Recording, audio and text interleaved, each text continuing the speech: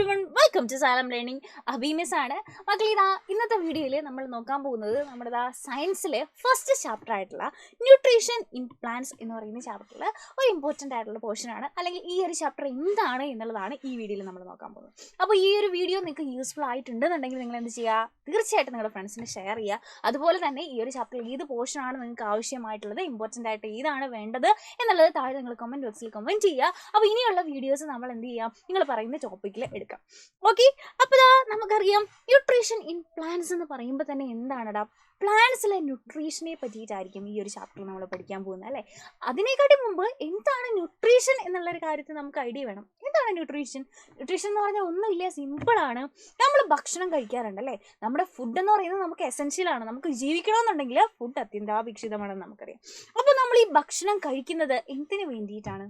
നമ്മുടെ ശരീരത്തിൽ പലതരം പ്രവർത്തനങ്ങൾ നടക്കുന്നുണ്ട് അല്ലേ. മിസ് ഇപ്പോൾ നിങ്ങളോട് സംസാരിക്കുന്നുണ്ട്, നിങ്ങൾ എൻ്റെ ക്ലാസ് കാണുന്നുണ്ട്, കേൾക്കുന്നുണ്ട്, മനസ്സിലാക്കുന്നുണ്ട്, നിങ്ങൾ പഠിക്കുന്നുണ്ട്. ഇതിനൊക്കെ എന്ത് വേണം? എനർജി വേണം. ഈ സംസാരിക്കാനും ഓടാനും ചാടാനും ലൈഫ് ഓരോരോ പ്രോസസ്സ് ചെയ്യാൻ വേണ്ടിയിട്ട് എന്ത് വേണം? എനർജി വേണം. അപ്പോൾ നമ്മൾ കഴിക്കുന്ന ഈ ഒരു ഭക്ഷണം നമ്മുടെ ശരീരം വേരിയസ് ആയിട്ടുള്ള ലൈഫ് പ്രോസസ്സിന് വേണ്ടിയിട്ട് യൂട്ടിലൈസ് ചെയ്യുന്നുണ്ട്. ഈ ഒരു പ്രോസസ്സിനെയാണ് നമ്മൾ ന്യൂട്രീഷൻ എന്ന് പറയുന്നത്. അപ്പോൾ ഈ ഒരു ചാപ്റ്ററിൽ നമുക്ക് നോക്കാനുള്ളത് എന്താണ്? ന്യൂട്രീഷൻ ഇൻ പ്ലാന്റ്സിലെ ന്യൂട്രീഷനെ പറ്റിയിട്ടാണ് അല്ലേ. അപ്പോൾ ഭക്ഷണം എന്ന് പറയുമ്പോൾ, ന്യൂട്രീഷൻ എന്ന് പറയുമ്പോൾ നമുക്ക് എന്താണ്? നമ്മൾ ഭക്ഷണം കഴിക്കുന്നതാണ്. ഫുഡ് നമുക്ക് എസെൻഷ്യൽ ആണല്ലേ. അങ്ങനെയാണ് നമുക്ക് എന്ത് കിട്ടുക? എനർജി കിട്ടുക. അപ്പോൾ നമുക്ക് എല്ലാവർക്കും ഫേവറേറ്റ് ആയിട്ടുള്ള പല ഫുഡ് ഉണ്ടാവും അല്ലേ. അപ്പോൾ എന്നോട് ഏറ്റവും ഫേവറേറ്റ് ആയിട്ടുള്ള ഫുഡ് ഏതാണെന്ന് ചോദിച്ചാൽ ഞാൻ പറയും എന്താണ്, എനിക്ക് ബിരിയാണി ഭയങ്കര ഇഷ്ടമാണ്. വേറെ റഹ്മത്തിലൊക്കെ ബിരിയാണി, കുറ്റിച്ചിറയിലൊക്കെ ബിരിയാണി എനിക്ക് ഭയങ്കര ഇഷ്ടമാണെന്ന് പറയും. അപ്പോൾ ഓരോരുത്തർക്കും ഏതാണ് ഫേവറേറ്റ് ആയിട്ടുള്ള ഫുഡ് എന്ന് ചോദിച്ചാൽ ഓരോരുത്തർക്കും ഡിഫറെൻ്റ് ആയിരിക്കും അല്ലേ. അപ്പോൾ മിസ്സിനോട് ചോദിച്ചാൽ മിസ് എന്ത് പറയും? എനിക്ക് ബിരിയാണിയാണ് ഇഷ്ടം. ചിലർക്ക് ബർഗർ ആയിരിക്കും, സാൻഡ്വിച്ച് ആയിരിക്കും, പിസ്സ ആയിരിക്കും, ഫാസ്റ്റ് ഫുഡ്സ് ഇഷ്ടമുള്ളവരുണ്ടായിരിക്കും അല്ലേ. ചിലർക്ക് എന്താണ്, ഓർഗാനിക് ആയിട്ടുള്ള ഫുഡായിരിക്കും ഇഷ്ടം. വീട്ടിൽ അച്ഛനും അമ്മയും അമ്മ ഉണ്ടാക്കി തരുന്ന കഞ്ഞി ചമ്മന്തിയും പയറൊക്കെയാണ് എനിക്കിഷ്ടം എന്ന് പറയുന്ന മക്കളുണ്ടാവും.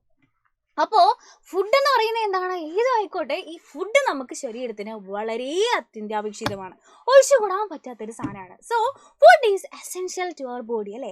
അപ്പോൾ ഈ ഫുഡ് കഴിക്കുമ്പോഴാണ് നമ്മുടെ ശരീരത്തിൽ ഓരോരോ ലൈഫ് ആക്ടിവിറ്റീസിന് വേണ്ടിയിട്ട് ഈ ഫുഡ് യൂട്ടിലൈസ് ചെയ്തത് നമ്മൾ പഠിച്ചു. ഇനി എന്താണ് ഈ ഫുഡ് വഴി നമുക്ക് കിട്ടുന്നത്? എന്തൊക്കെയാണ് നമ്മുടെ ശരീരത്തിന് ആവശ്യമായിട്ടുള്ളത്?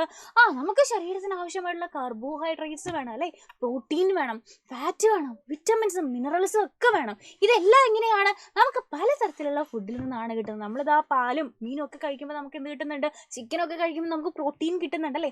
നമ്മൾ ചോറ് കഴിക്കുമ്പോൾ നമുക്ക് എന്തുണ്ട്? ചോറ്. അതുപോലെ തന്നെ ഗോതമ്പൊക്കെ കഴിക്കുമ്പോൾ നമുക്ക് കാർബോഹൈഡ്രേറ്റ് കിട്ടുന്നുണ്ട്.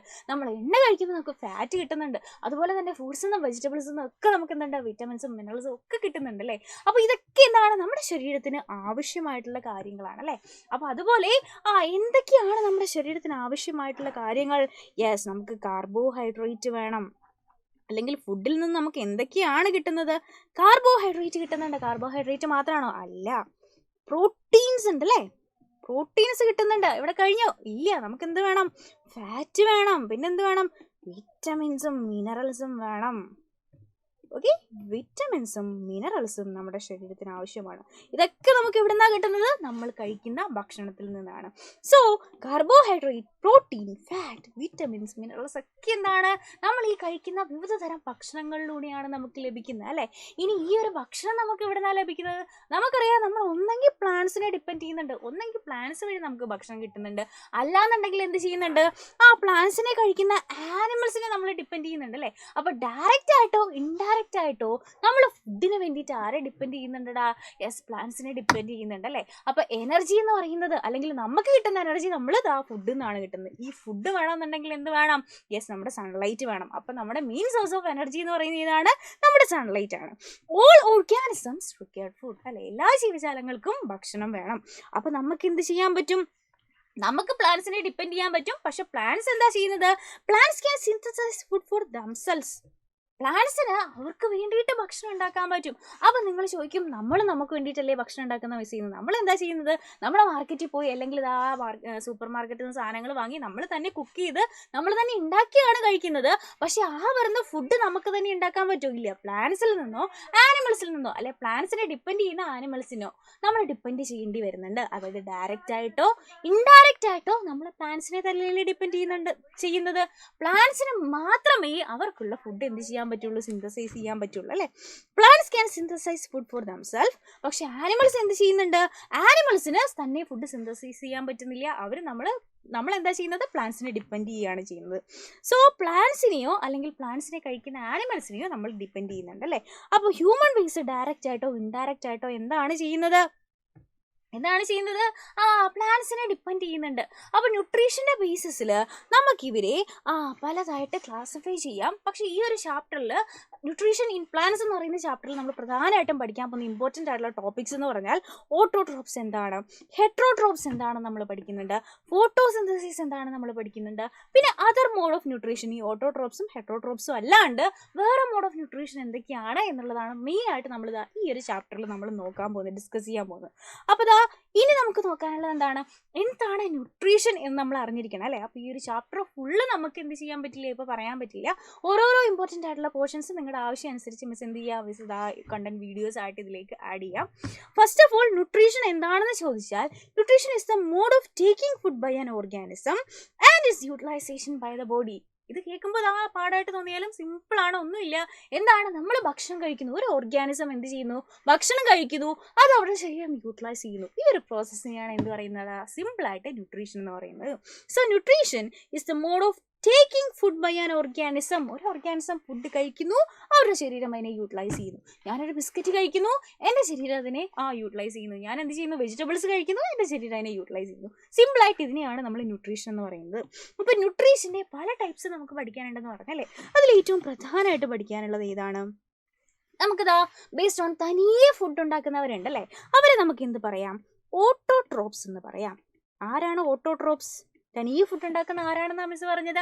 യെസ്, പ്ലാന്റ്സിനാണ് തനിയെ ഫുഡ് ഉണ്ടാക്കാൻ പറ്റുന്നത് അല്ലേ. ഓട്ടോ എന്ന് പറഞ്ഞാൽ എന്താണ്? സെൽഫാണ്. ട്രോഫോസ് എന്ന് പറഞ്ഞാൽ നറിഷ്മെന്റ് എന്നാണ്. അപ്പോൾ സെൽഫ് നറിഷ്മെന്റ്, തനിയെ ഫുഡ് ഉണ്ടാക്കാൻ പറ്റുന്നവരാണ് ഓട്ടോട്രോപ്സ്. ഇനി വേറൊരു ടൈപ്പ് ഉണ്ട്, എന്താണ്? ഹെറ്ററോട്രോപ്സ് ഉണ്ട്. ഹെറ്ററോട്രോപ്സ് എന്ന് പറഞ്ഞാൽ എന്താ? ഹെറ്ററോ എന്ന് പറഞ്ഞാൽ അതേഴ്സ്, ട്രോഫോസ് എന്ന് പറഞ്ഞാൽ നറിഷ്മെന്റ്. അപ്പോൾ ബാക്കിയുള്ളവരെ അതേഴ്സിനെ നറിഷ്മെന്റിനെ ഡിപ്പെൻഡ് ചെയ്യുന്നവരാണ് ഹെറ്ററോട്രോപ്സ്. അപ്പോൾ ഓട്ടോട്രോപ്സും ഹെറ്ററോട്രോപ്സും ഉണ്ടെന്ന് നമ്മൾ പഠിച്ചു. സോ ഹെറ്ററോട്രോപ്സ് തന്നെ നമുക്ക് എന്ത് പഠിക്കാനുണ്ട്? ഒരു 3 ടൈപ്പ് നമുക്ക് പഠിക്കാനുണ്ട്. വേറൊന്നുമല്ല, നമുക്ക് സിംബയോട്ടിക് ന്യൂട്രീഷൻ പഠിക്കാനുണ്ട്, അതുപോലെ പാരസൈറ്റിക് ന്യൂട്രീഷൻ പഠിക്കാനുണ്ട്, അതുപോലെ തന്നെ സാപ്രോഫൈറ്റിക് ന്യൂട്രീഷൻ പഠിക്കാനുണ്ട്. അപ്പോൾ സിംബയോട്ടിക് എന്ന് പറഞ്ഞാൽ എന്താടാ? 2 പേർക്കും ബെനിഫിറ്റ് ഉള്ള റിലേഷൻഷിപ്പിനെ അല്ലെ ന്യൂട്രീഷനാണ് നമ്മൾ സിംബയോട്ടിക് എന്ന് പറയുന്നത്. പാരസൈറ്റിക് എന്ന് പറഞ്ഞാൽ എന്താ? ഇപ്പം നമ്മുടെ തലയിൽ പേരൊക്കെ ഉണ്ടാവും അല്ലേ. അപ്പോൾ ഈ പേര് അവിടെ നിന്ന് ഫുഡ് കിട്ടുന്നുണ്ട്, പക്ഷെ നമുക്ക് എന്താണ്? നമുക്ക് ലാഭം ഉണ്ടോ? ഇല്ല, നമുക്ക് നഷ്ടമാണല്ലേ. അപ്പോൾ ഇതുപോലെ ഒന്നിന് ലാഭവും ഒന്നിന് നഷ്ടമുള്ളതാണ് പാരസൈറ്റിക് എന്ന് പറയുന്നത്. സാപ്രോഫൈറ്റിക് എന്ന് പറഞ്ഞാൽ നമുക്ക് അറിയാം, മഴ പെയ്ത് കഴിഞ്ഞാൽ ഈ കച്ചിയുടെയും അല്ലെങ്കിൽ ഡെഡ് ആൻഡ് ഡീക്കേയിങ് ആയിട്ടുള്ള വുഡ്സിലൊക്കെ ചില മഷ്റൂംസ് കിളുത്ത് വരും അല്ലേ, അല്ലെങ്കിൽ ഫംഗസ് കിളുത്ത് വരും. അപ്പോൾ ഇതെന്ന് പറഞ്ഞാൽ എന്താ? ഡെഡ് ആൻഡ് ഡീക്കേയിങ് മാറ്ററിനെയാണ് ഇവർ കൺസ്യൂം ചെയ്യുന്നത്. അങ്ങനെയുള്ള തന്നെയാണ് സാപ്രോഫൈറ്റിക് മോഡ് ഓഫ് ന്യൂട്രീഷൻ എന്ന് പറയുന്നത്. അപ്പോൾ ഈ ഒരു ചാപ്റ്ററിൽ ഇത് ഓരോന്നും നമ്മൾ എന്ത് ചെയ്യും? നമ്മൾ ഡീറ്റെയിൽ ആയിട്ട് പഠിക്കും. അപ്പോൾ ബാക്കിയുള്ള ക്ലാസ്സസിൽ ഇതുപോലെ യൂസ്ഫുൾ ആയിട്ടുള്ള വീഡിയോസ് ആയിട്ട് നമുക്ക് ഇനിയും കാണാം. അതുവരെ bye bye and take care.